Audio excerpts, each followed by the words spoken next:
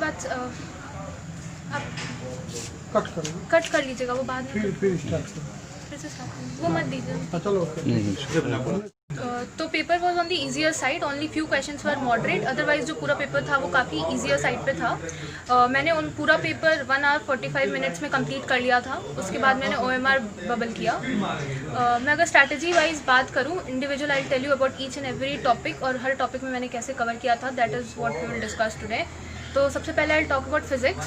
तो फिजिक्स में बेसिकली मेरे टाइम पे, जैसे अभी एम्स को जो है, एम्स दिसंबर 2019 में ही हटा है, उसके पहले एम्स का एग्ज़ाम भी होने वाला था और जिपमर भी होने वाला था। तो उसमें फिजिक्स जो है वो काफ़ी हायर लेवल पे पूछी जाती है।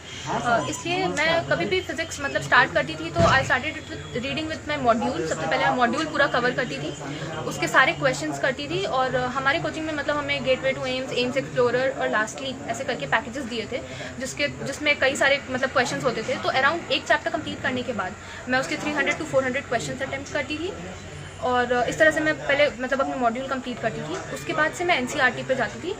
NCERT को पूरा थोरोली मैं रीड करती थी, उसके इंटरनल जितने क्वेश्चंस हैं सारे कवर करती थी, और फिर जितने एडिशनल एक्सरसाइज है पीछे वो करती थी। उसके बाद से मोस्टली मैं HCV रीड करती थी एक टॉपिक के लिए।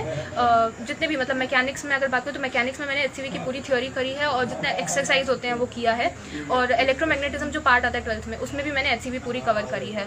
और थर्मोडायनामिक्स का मैंने HCV से थ्योरी पार्ट पढ़ा है, बट उसका जो एक्सरसाइज है वो मैंने नहीं किया उससे। उसके बाद से HCV के बाद मतलब मैंने एरोडोव भी सॉल्व करी है। एरोडोव से मैंने मैकेनिक्स और इलेक्ट्रोमैग्नेटिज्म पूरा कंप्लीट किया है, और फिर मैंने अनुराग मिश्रा की वॉल्यूम 1 और वॉल्यूम 2 करी है, मैकेनिक्स 1 एंड मैकेनिक्स 2। तो इस तरह से मतलब ये मैं पूरा फिजिक्स में ओवरऑल मैं चीज़ें करती थी। अभी अगर मैं सिर्फ नीट की बात करूँ स्पेसिफिकली, तो एरोडोव और अनुराग मिश्रा करने की कोई ज़रूरत नहीं है, वो एम्स के लिए मैंने किया था। बट अभी आपको नीट पे फोकस करना है, और नीट पे फोकस करने के लिए आपको NCERT पे एकदम फोकस्ड रहना है, उसी को करना है।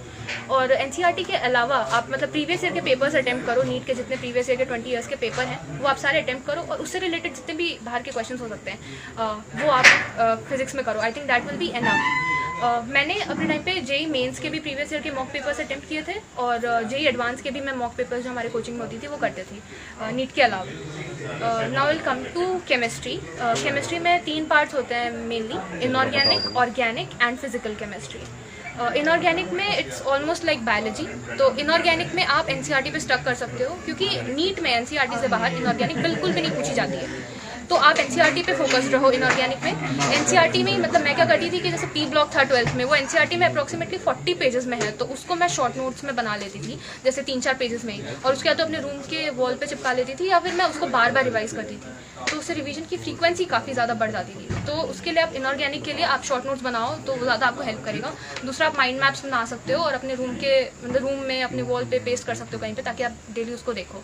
तो इनऑर्गेनिक में मेरा यही स्ट्रैटेजी रहेगा कि आप मतलब बार बार रिवीजन करो, फ्रीक्वेंट रिवीजन बहुत इंपॉर्टेंट है, उससे आपकी स्पीड भी काफ़ी बढ़ेगी। और बाकी इंडिविजुअल टॉपिक्स में बात करूँ, जैसे S ब्लॉक है, P ब्लॉक है, D एंड F ब्लॉक है, जो ब्लॉक केमिस्ट्री है, उसको आप जितना ज़्यादा मतलब एक ब्लॉक, जैसे हमारे टीचर जब पढ़ाते थे तो एक ब्लॉक में पहले उसकी जनरल प्रॉपर्टीज बता देते थे, उसके बाद इंडिविजुअल हम पीरियड्स पे जाते थे और इंडिविजुअल ग्रुप्स पे पढ़ते थे। तो उस तरह से भी आप स्ट्रैटेजाइज कर सकते हो इनऑर्गेनिक के लिए। उसके बाद से अगर फिजिकल केमिस्ट्री की बात करें, तो physical is almost like physics. तो उसमें क्वेश्चन प्रैक्टिस ही सबसे ज़्यादा इंपॉर्टेंट हो जाती है।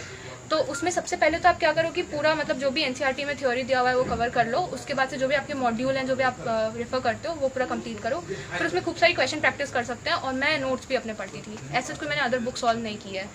उसके बाद से ऑर्गेनिक केमिस्ट्री की बात करें, तो ऑर्गेनिक केमिस्ट्री मतलब काफ़ी कंसेप्चुअल पार्ट होता है, उसमें कई सारे मैकेनिज्म होते हैं, रिएक्शन मैकेनिज्म। तो वो रिएक्शन मैकेनिज्म कवर करने के लिए मैं अपने नोट्स रेफर करती थी। बाकी अदरवाइज अगर वो नहीं हो पाता था तो मैं कुछ पीटर साइक्स से भी पढ़ती थी। पीटर साइक्स में काफ़ी अच्छा दिया हुआ है, उससे कॉन्सेप्चुअल क्लैरिटी बहुत अच्छी आती है। और पीटर साइक्स के अलावा मैंने ज़्यादा बुक्स, मैंने सिर्फ क्वेश्चन प्रैक्टिस के लिए बुक्स की हैं, और अदरवाइज मैं JEE एडवांस के इसमें भी मॉक पेपर्स करती थी। उससे मतलब रिएक्शन के मतलब मैकेनिज्म का काफ़ी अच्छा आइडिया लगता है, तो वो भी आप कर सकते हो। बट नीट के लिए I won't suggest that. NEET के लिए तो स्पेसिफिकली NCERT के जितने नेम्ड रिएक्शंस हैं, आप एक शॉर्ट नोट्स बनाओ, और उसमें रिएक्शन का नाम और रिएक्टेंट से जो प्रोडक्ट बन रहा है वो आप पूरा नोट डाउन कर लो, और एक वो नोट रखो अपने पास, और उसको रिवाइज करो। तो आपके माइंड में, बैक ऑफ द माइंड आपके वो मैकेनिज्म होना चाहिए, बट फ्रीक्वेंटली आपके दिमाग में जो चीज़ आनी चाहिए वो तुरंत रिएक्टेंट और उसका प्रोडक्ट है। तो इस तरह से आप शॉर्ट नोट्स बना के ऑर्गेनिक को इजीली रिवाइज कर सकते हो, बट समझने के लिए मैकेनिज्म आपको पूरा क्लियर होना चाहिए। उसके बाद से now will come to biology. तो बायोलॉजी में तो ऑलमोस्ट 90 में से 85 टू 86 क्वेश्चंस जो हैं वो एनसीईआरटी से आते हैं। तो अगर आप स्पेसिफिकली नीट के लिए फोकस्ड हो तो आपको एनसीईआरटी के अलावा कुछ और करने की ज़्यादा ज़रूरत नहीं है। लेकिन अगर 2-3 क्वेश्चन का आपको एच चाहिए और आपको बहुत अच्छी रैंक चाहिए तो उसके लिए आप कोचिंग के मॉड्यूल, जो भी आप कोचिंग ज्वाइन कर रखा है आपने, उसके मॉड्यूल पढ़ सकते हो। वो आपको डेफिनेटली वो 2-3 क्वेश्चन में एच देगा। दूसरा, एनसीईआरटी में मैंने अपनी फ्रेंड से ये चीज़ सीखी थी। वो क्या करती थी, जो एनसीईआरटी में साइड में काफ़ी स्पेस होता है बायोलॉजी के एनसीईआरटी में, तो आपने कहीं से एक्स्ट्रा कोई टॉपिक पढ़ा या फिर प्रीवियस ईयर का कोई क्वेश्चन सॉल्व किया और आपको लगता है कि आपको नहीं आता था, तो वो उस पेज में लिख देते थे और उससे रिलेटेड कोई और कंटेंट, एक्स्ट्रा कोई कंटेंट है आपने किसी बुक से पढ़ा तो वो भी वहाँ पे लिख देते थे। तो लास्ट में, मतलब लास्ट तक आते आते एनसीईआरटी ऑलमोस्ट जो जितने किनारे की स्पेस हुआ करते थे मेरे पूरे भर जाते थे। तो लास्ट में वो मेरे को रिवाइज करने में बहुत हेल्प होती थी। अगर मैंने एनसीईआरटी से रिवाइज कर लिया तो मेरा पूरा ऑलमोस्ट वो चैप्टर हो जाता था, तो बार बार मुझे मॉड्यूल नहीं खोलना पड़ता था। तो ये स्ट्रैटेजी आप भी अपना सकते हो। दूसरा, बायोलॉजी में मैंने कैम्पबेल पढ़ी है क्योंकि मैंने ओलंपियाड्स भी दिए थे। तो अगर आप ओलंपियाड्स के लिए और केपीआई के लिए फोकस कर रहे हो तो Campbell is a good book, but if you are focusing only NEET then I don't suggest it because it's quite lengthy book and it's written for mainly for Olympiads। तो उस purpose से अगर आप पढ़ रहे हो तो कैम्पबेल पढ़ सकते हो। अदरवाइज आप एनसीईआरटी पे स्टक करो, प्रीवियस ईयर के क्वेश्चंस करो, मैक्सिमम क्वेश्चन प्रैक्टिस करो ताकि आपकी स्पीड बढ़े। और दूसरा, क्वेश्चन प्रैक्टिस के अलावा आप मतलब मॉड्यूल भी अगर आपके पास टाइम है तो आप पढ़ लो। बट बायोलॉजी में मैं स्पेसिफिकली कहूँगी कि एनसीईआरटी का रिवीजन इज़ अ मस्ट। मतलब लास्ट तक आते आते बायोलॉजी के एक टॉपिक पे ऑलमोस्ट मैंने 20 से 25 बार रिवाइज तो कर लिया था। 20 बार तो मैंने किया था हर चैप्टर रिवाइज।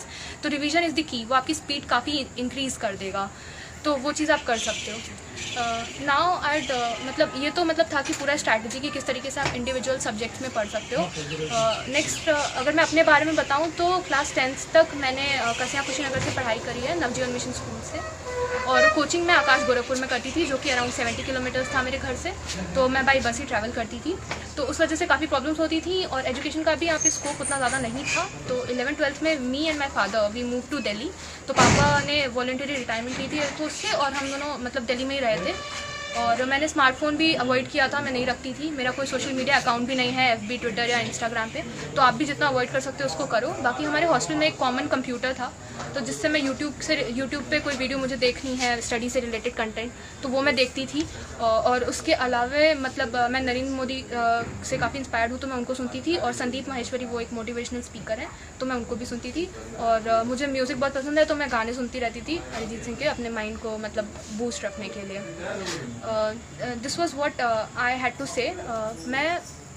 मैं आगे जाके मतलब एम से MBBS करना चाहती हूँ, होपफुली वो मुझे मिल जाएगा। उसके बाद से मैं न्यूरो सर्जन बनना चाहती हूँ और न्यूरोलॉजी की फील्ड में रिसर्च करना चाहती हूँ।